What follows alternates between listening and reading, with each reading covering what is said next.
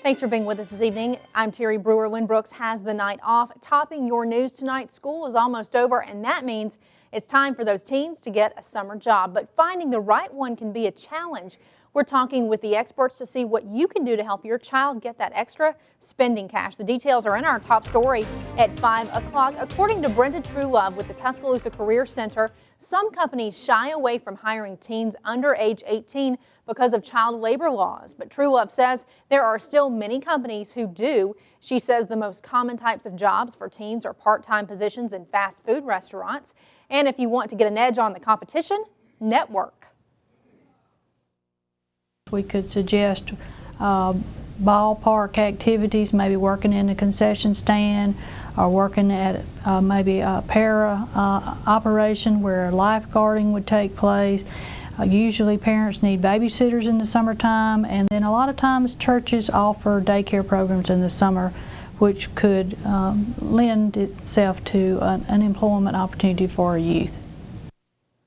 We'll have a much more in-depth look on getting your teen hired coming up on WVUA News at 6. Well, speaking of the holiday, what can you expect for your Memorial Day weekend? Will temperatures continue to rise?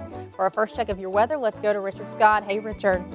Hey, Terry, good Thursday afternoon to you. Hot's the word for the holiday weekend. We got 90 degrees right now in Tuscaloosa. We're going to get about 5 degrees hotter than that in time for your weekend plans. So even hotter than it is out there today, and it's muggy. We have that south flow, warm, moist air moving in off the Gulf, but no rain to deal with, no rain to cool us off today, or really through the weekend. We're looking hot and dry. Tonight, no worries with rain out there. 76 at 10 o'clock midnight hour, around 70. Mostly clear skies through tonight. But what about your weekend forecast? How hot's it going to get? Plus, what about some tropical trouble to talk about? Home team weather is coming up. All right, thank you, Richard. Well, some parents may be wondering what activities their kids can be involved in. One option is summer camp. The Tuscaloosa County Park and Recreation Authority isn't offering a typical summer camp. They offer educational and physical exercises. Para has 4 different camps this summer in the Tuscaloosa area: Belk, Fawcett, Phelps, and Miller Centers. Melinda Wiggins, youth supervisor at Para, says there is a $30 registration fee, and the rates differ depending on how often you attend.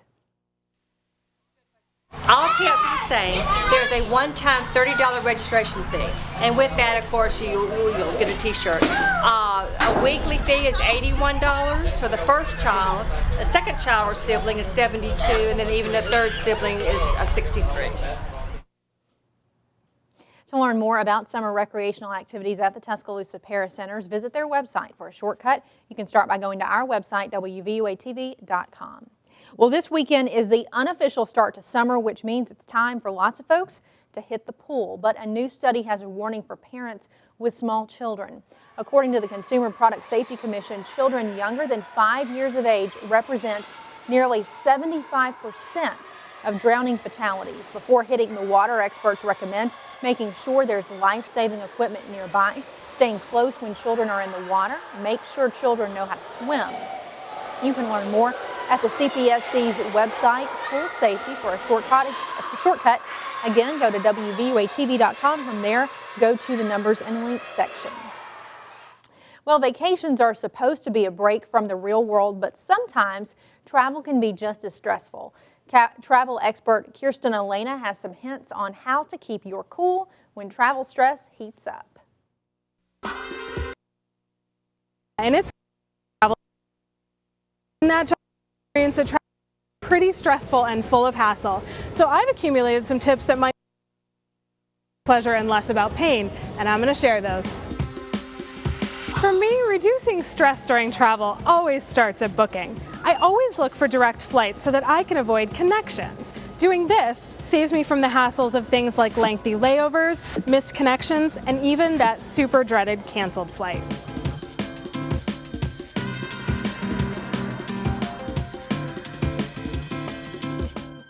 Travel on any day of the week can be very stressful, but there are 2 days of the week that are worse than others. Mondays and Fridays between the hours of 7 a.m. and 9 a.m. and in the evening between the hours of 4 p.m. and 7 p.m. Just save yourself a headache and don't travel then. I'll see you on Wednesday. Give up control, because things are going to happen when you travel. So find a way to get rid of the rage and channel an inner sense of peace. Whether that's drinking a cup of tea, finding the humor in the situation, or even just practicing deep breathing. Do what you can to alleviate your stress. Give yourself a gift when you're traveling, and allow ample time for things right from the very start, like checking in at the airport, and then through to getting a rental car, grabbing a cab, even checking in at your hotel. The less you rush, the less stress you'll feel. Let's face it, travel always brings with it challenges, whether for business or for vacation. But hopefully these tips I've shared can make your travel as enjoyable and stress-free as possible. Safe travels, and I'll see you in the skies. Well, speaking of travel, studies show more drivers run red lights during the Memorial Day weekend than any other time of the year. So which intersections in Tuscaloosa should you watch out for? Here are the City of Tuscaloosa's top 5 most dangerous intersections. Number 5 is 15th Street and 6th Avenue. Number 4 is Rice Mine Road and New Watermelon Road. Number 3 is Lurleen Wallace South and University Boulevard. Number 2 is McFarland Boulevard and James I. Harrison Parkway. And the number 1 most dangerous intersection is Skyland and Interstate 359. City Traffic Engineer David Griffin says with 125,000 vehicles crossing that intersection each day, accidents are bound to happen. We're pushing the envelope. We're taking chances. And some of those chances are resulting in serious injuries and deaths.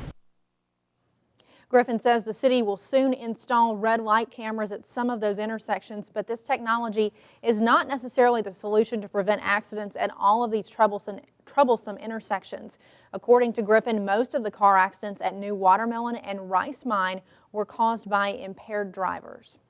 Well, Alabama ranks in the top 10 in the nation for deaths caused by injury. Now, that's according to the Facts Hurt report. Alabama's adult-related injury deaths come in at 77 per 100,000 people. That's compared to the national average of about 58 people per 100,000. Researchers say the lifetime medical costs of fatal injury in Alabama are about $29 million. These injuries are the leading cause of death for Americans between the ages of 1 and 44. Well, one member of your home team received an honor earlier today. WVUA's First at 4 anchor Danny Salter was honored by the Easter Seals of West Alabama. The Easter Seals gathered today for a luncheon this afternoon. They have a meeting like this every quarter and wanted to honor some of the people who have helped them have a successful year, their volunteers, their staff, and of course our very own Danny Salter. So congratulations to him.